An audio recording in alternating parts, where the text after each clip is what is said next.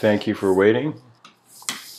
Hello everyone, I've decided to create a live stream to share certain ideas and viewpoints. Just to let you know that you may hear extra sounds in this talk because I'm recording it live. Usually when I give these talks, I try to edit the most unnecessary sounds in them. But anyways, this one's live, so excuse my coughs.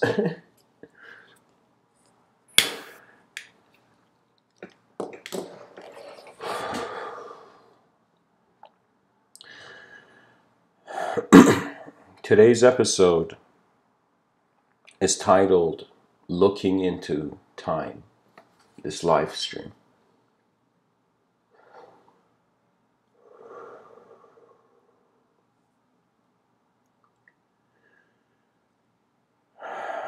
The eyes open.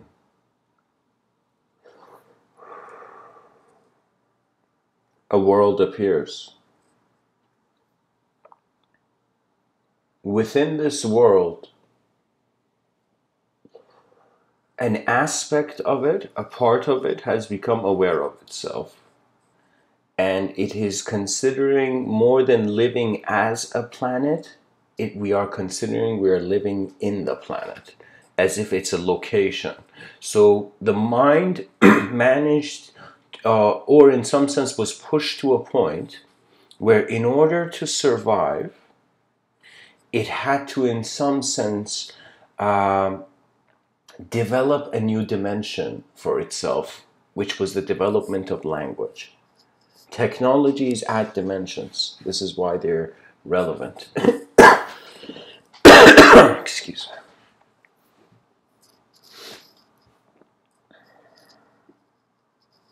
By the way, while I'm giving this talk, I won't be looking at the chat window. And I have headphones on, so I'm trying to get into it. So treat it as a performance with, certain imperfections, this live stream.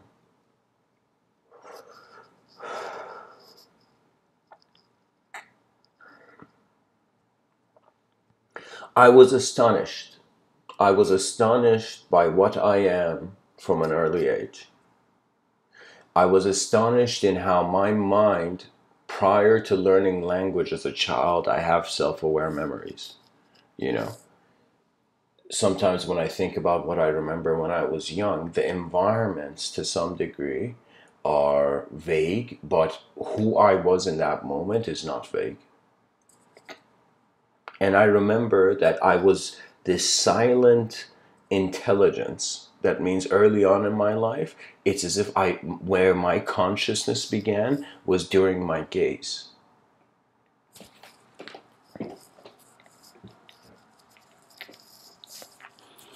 Not during my gaze, let me say it like this. First of all, I'm saying the word G-A-Z-E, Z-E, gaze, right? And so at some point, I had as if like I became mind to produce imagery for it.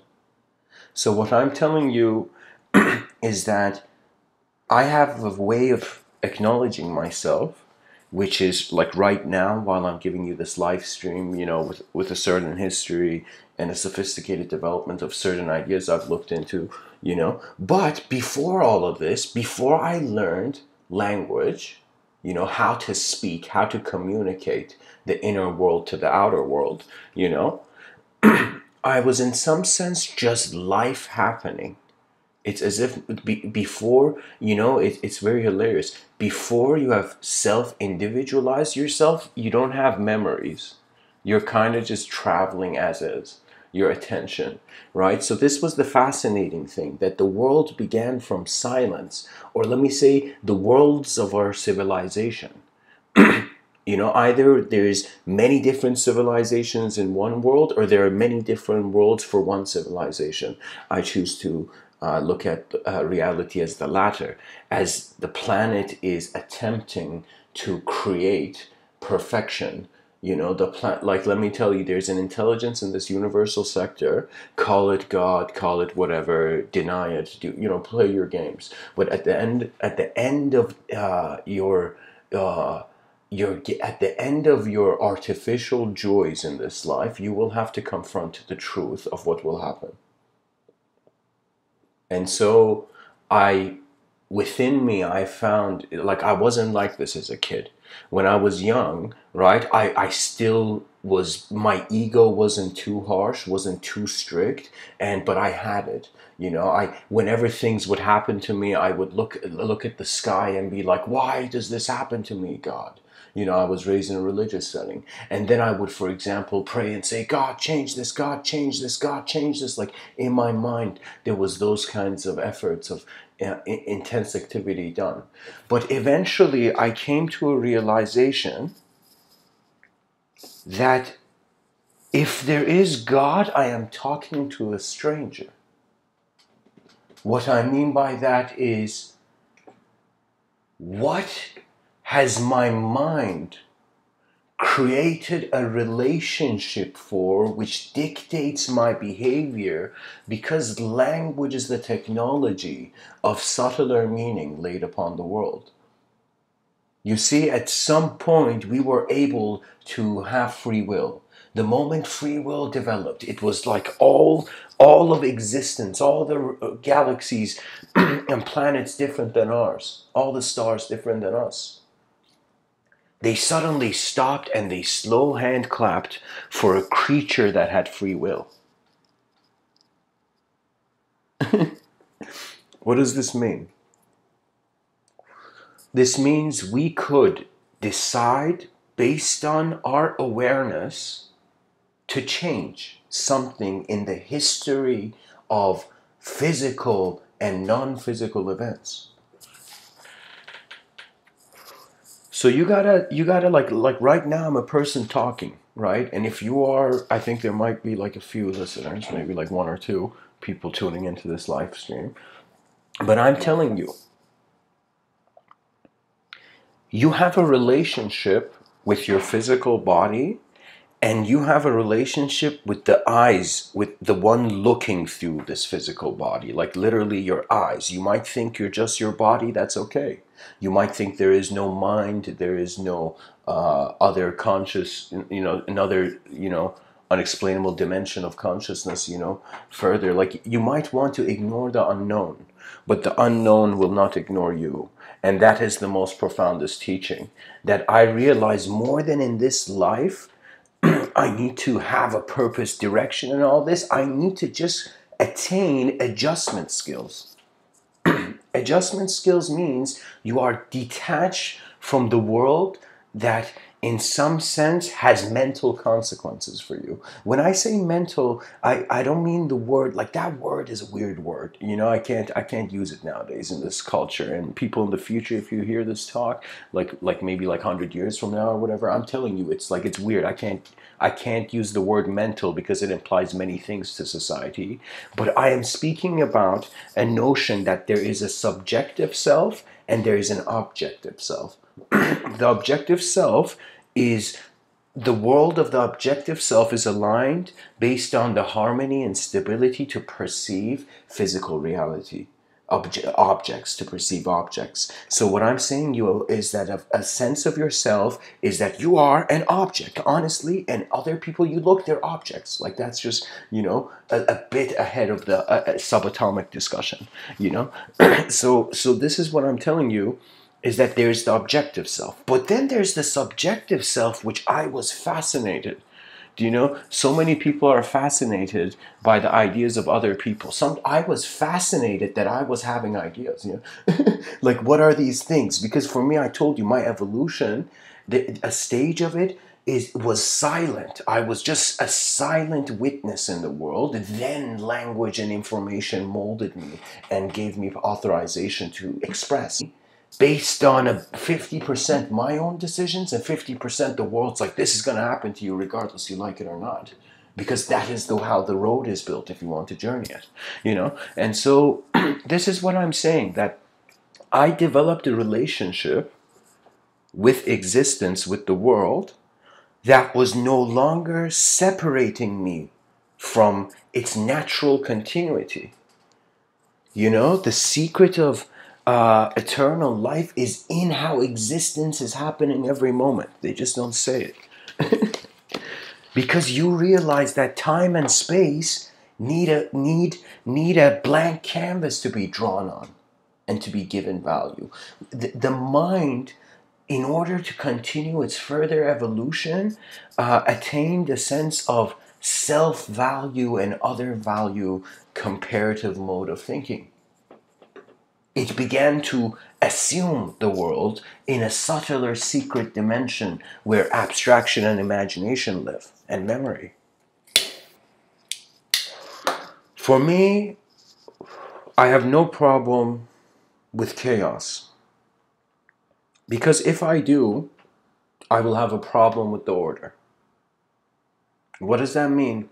That means whether you like it or not, ladies and gentlemen, whether you get offended by what you're called or how you're seen, all living beings, due to them having an ability to make a decision of a certain influential value,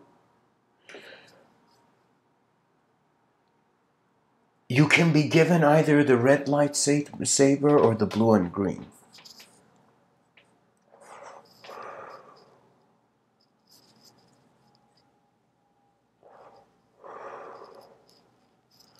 You can access a chaotic existence on this very planet, and you can access an ordered existence.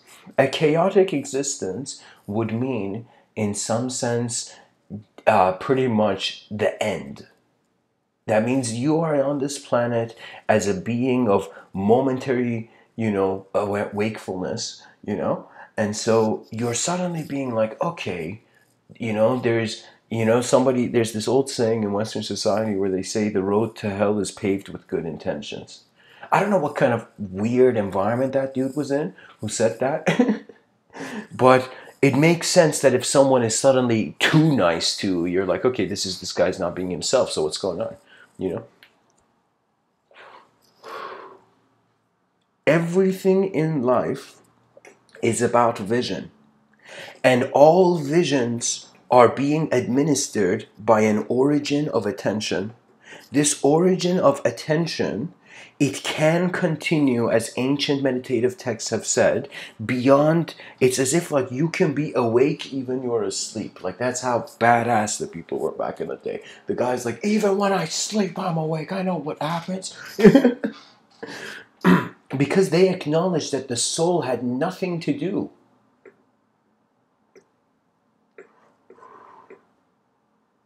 with time.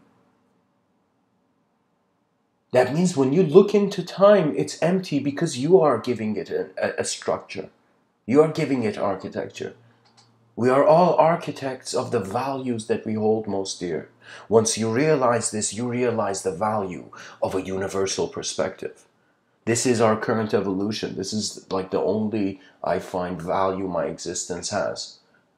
To provide universal awareness by making you realize if you want to live not for just your town or your nation, or your planet, but live as a universally advanced and peaceful being. Let me tell you what happens with species. Assume that for a second the person giving you this talk, he's an eternal being. He has considered moments where he's in other originations of time, in other parallel dimensions of self-origin consideration and historical consideration. I have had my memory provide me, and let me tell you, memory, when you reach the end of your memories, this life becomes imagination, but then only through honesty and sincerity will your mind provide revelatory explanations of itself. Do you see? That means we cannot blame anybody because language cannot explain all experiences. It can only explain sensory experiences based on the ability of the author, poet, or rhythmic communicator, which is all of them. So this is what I mean, ladies and gentlemen, of the digital realm.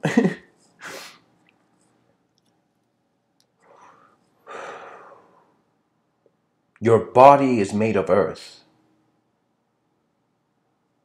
Your mind is made of sky. The earth has limits, but never the sky. We have masked this world through symbols and language into a sophisticated, abstract simulation behind our eyes.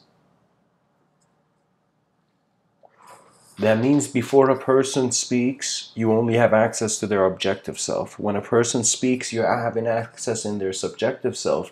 And I want to share something about Persian culture, which I found to be very interesting, and maybe it'll be useful to some listeners, viewers.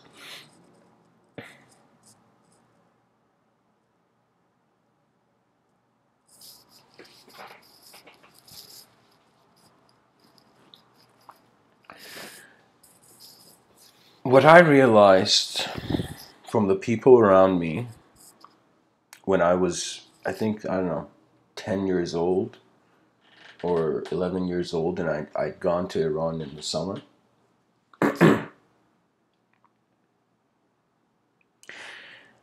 I don't remember which grandfather said this. I don't know if it was my grandfather from my father's side or mother's side, but pretty much all fatherly figures in Iran tell their kids something, you know? They tell their kids that treat every guest with divine honor because that person has decided to enter your house, for example. Let's say you're a host, you know? And so why this was said was I could totally understand it was something deep that was passed down through the generations, because back in the day they had towns, and when a random person decided to be a traveler and go to another town, it was like a totally different being had entered a neighborhood, that it was only the same beings. So it had a certain divine value. Do you see? It had a certain uniqueness of why would it happen now kind of mentality, you know? So they would be very honorable to the guests, and they would invite them, and they would pretty much, this is a good host, you make the person, your guest, feel as comfortable as you do, you know? Not as comfortable, like not 100% as comfortable as the host, but like, you know, enough comfortable as if like a good friend is has come by, you know?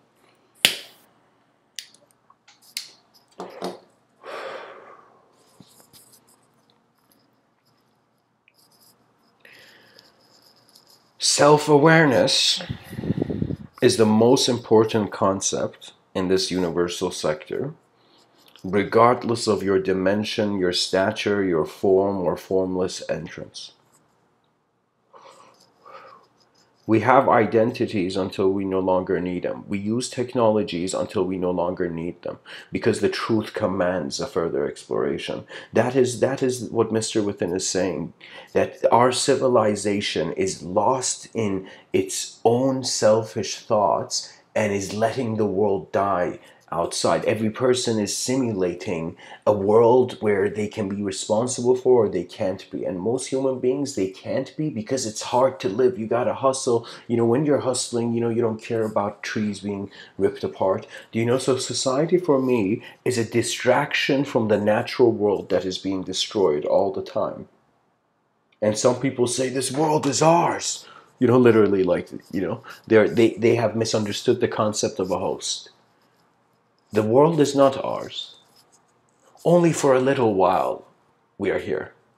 And in this little while, we can choose to play around. We can choose to just treat the world like a playground and go through different experiences. Or we can choose to envision. You can't find your purpose first. First, you got to find your passion. Your passion is found by what you were naturally interested in as a human being growing up on the surface of this planet.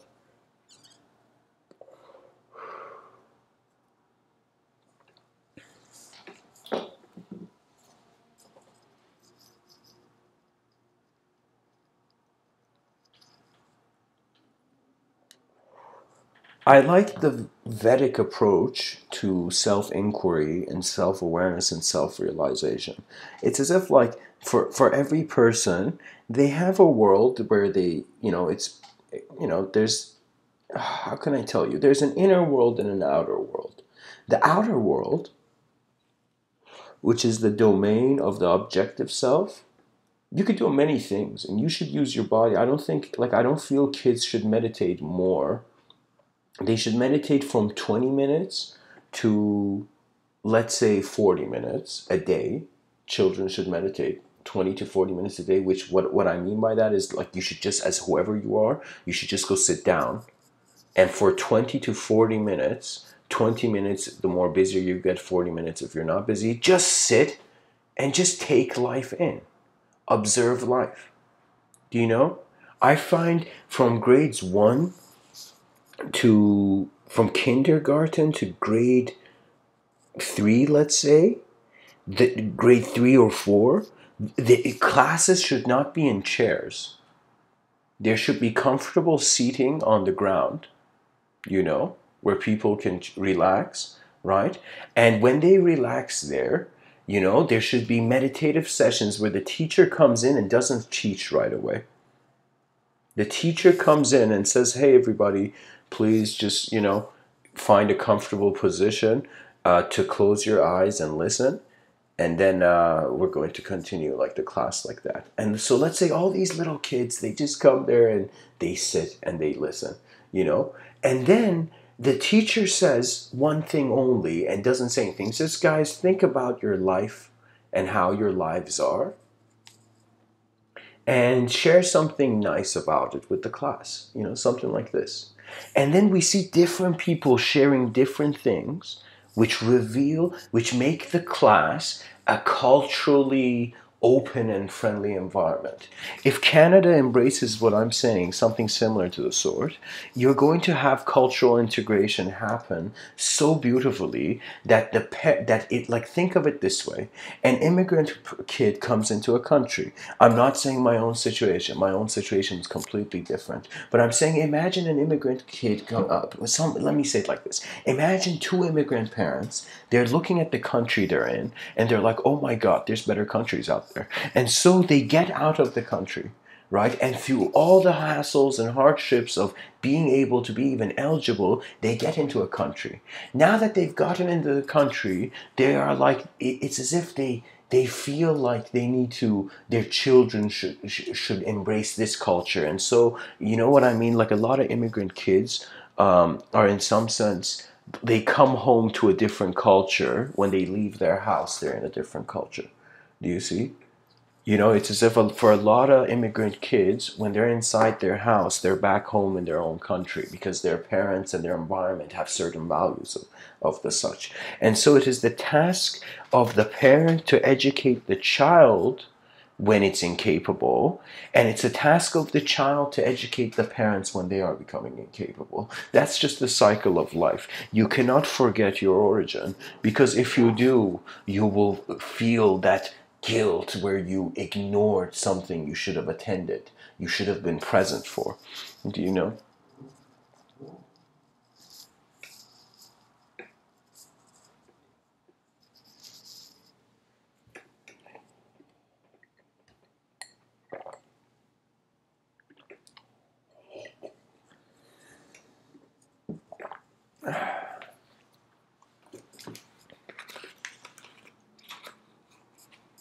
God is great because our minds are. Our minds are great because God is great. Our highest ideal pulls us out of our comfort zone to show us that we can live in better ways. And if every person realizes that they can live in a better way, just make yourself as large as a civilization and ask yourself, can my civilization live in better ways? Can a global society gather around and update different modes of thinking and report back to their countries how in this culture is in that country, how that culture is in that country, the different movements of thought in different parts of the world? and their integrative networking, in the sense that the greatest ideas from America find the greatest ideas from Russia, find the greatest ideas from Italy, find the greatest ideas from, you know, other countries. You know, I'm not remembering that many countries, but Germany, you know, Iran, Saudi Arabia, you know, China. Just the world is a magnificent place filled with colors of insight on how to live, and we must just bridge the gaps and realize that if let's just say, for example, if an evil alien species and more advanced than us attacked, we would unite in an instant. We would be like, forget all the wars on the planet. It's the war of worlds where a different planet is attacking our planet. Do you see? It is a different psychology, different mentality.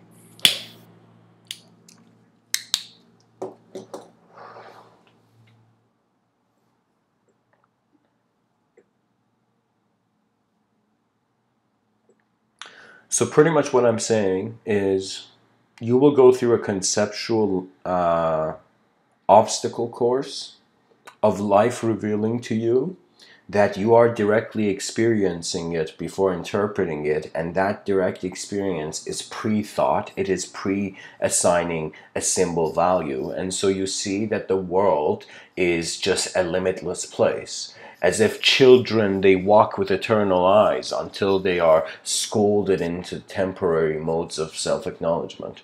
And so the way you acknowledge yourself, think of it this way: if you are being given freedom of speech outside, then you must give yourself freedom of speech inside. You must give yourself an ability to come on the stage to be judged by your most harshest ideas and greatest ideas. You must, in some sense, be that caterpillar that the whole world with intensity is like cornering it and putting it into a cocoon, and then the response comes from a butterfly, no longer a caterpillar, but a being that has advanced beyond the limitations of a limitless world.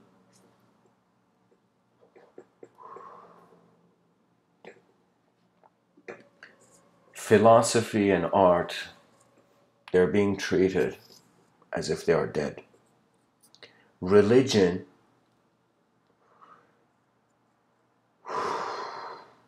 has an incredible contribution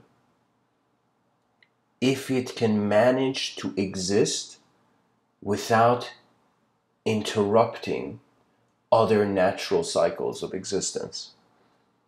Because if God made the world, then we must respect the world, not just only our world.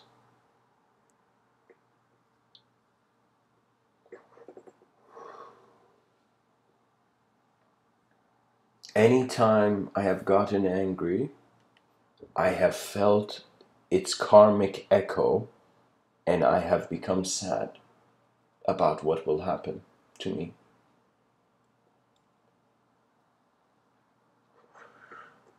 In ancient mystical wisdom, in many cultures around the world, they have this saying, which, I mean, it works, it gives you the idea, but I feel it could be said in a better way. They say that your mind should not make you a slave. You know, you are the master of your mind. They had this concept, many Zen masters to sophisticated intellectuals in the European Enlightenment. They were like, the mind is, if the mind becomes a master, you will serve it. You will become a servant. But you should be the master, and the mind should be your servant. This doesn't mean an ego is trying to overcome its own egotistical idea of what a mind is. It means you realize you are the only being responsible for your being. Do you see?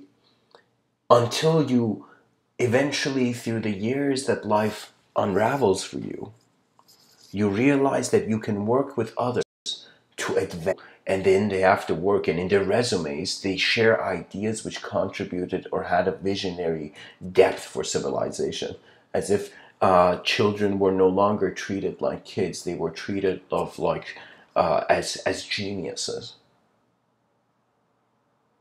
I'll tell you, like, I'm 27, I'm not married, but if I had a kid, you know, I would just learn from it.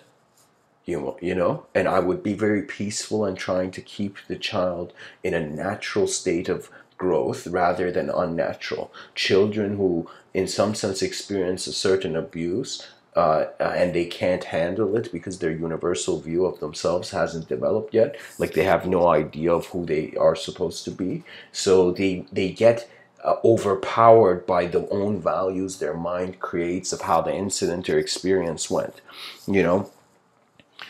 And it's important to some degree to be aware of this.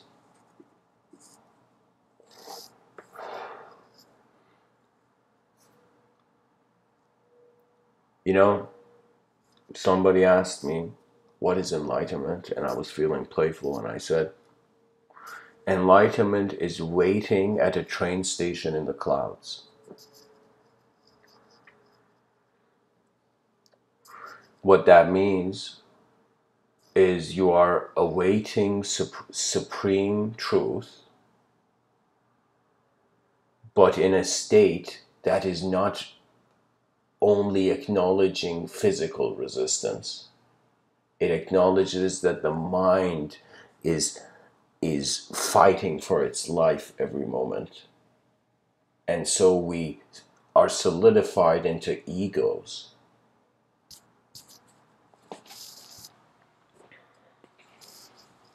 that must rule the world or be ruled by the world. Do you see? So I don't blame any tyrant or elite ruler who's like made it hard for everybody else to live, because in their mind, in order for them to overcome their own challenges, they had to accept that they would be completely the dominator.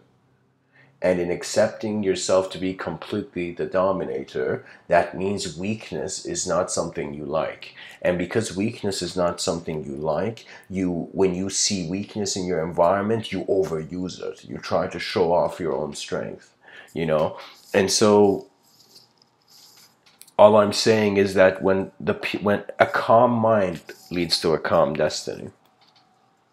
Remember this. What it means is that if you are calm in your approach to life, things will happen with a calm movement.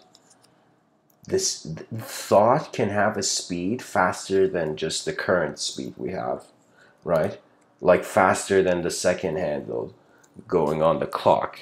You can have thoughts that are instant revelations of worlds, because it's like suddenly you see an image and there, in like less than you can time it, you know, the world is here. So think of it this way, that before anybody created the concept of time, their eyes opened in the morning and then the world in an instant was accessible to them. So worlds are instantly accessible for the sophistication of the intelligence that the human idea is harboring through, you know, or in some sense, you know, we are in the trenches of our own illusion, awaiting to just step up into truth and confront the battlefield of the yin yang symbol happening everywhere in this universal sector. Good and bad, good and bad, good and bad. I got tired of it.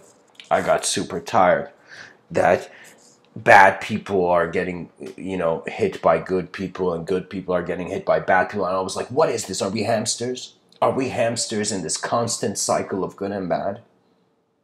And that's when I realized the Buddha was one of the only people who had spoken about a sense of wheel of karma. And what I realized is that this wheel of karma, everything moves. There's Maya, there's action, but the center of the wheel of karma never moves. So when I found my center, my central self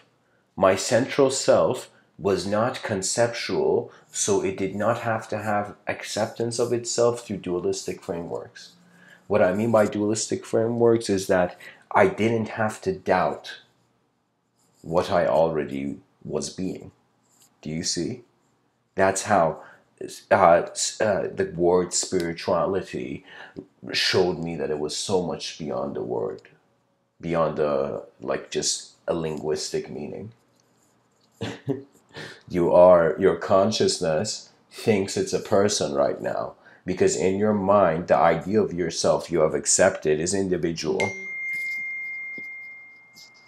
But life can change.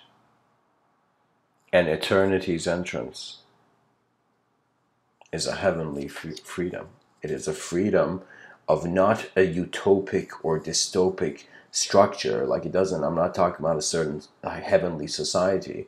I am saying that the minds are so advanced in realizing the value of freedom and that life is a universal presence of intelligence, that no longer objectivity is becoming an issue.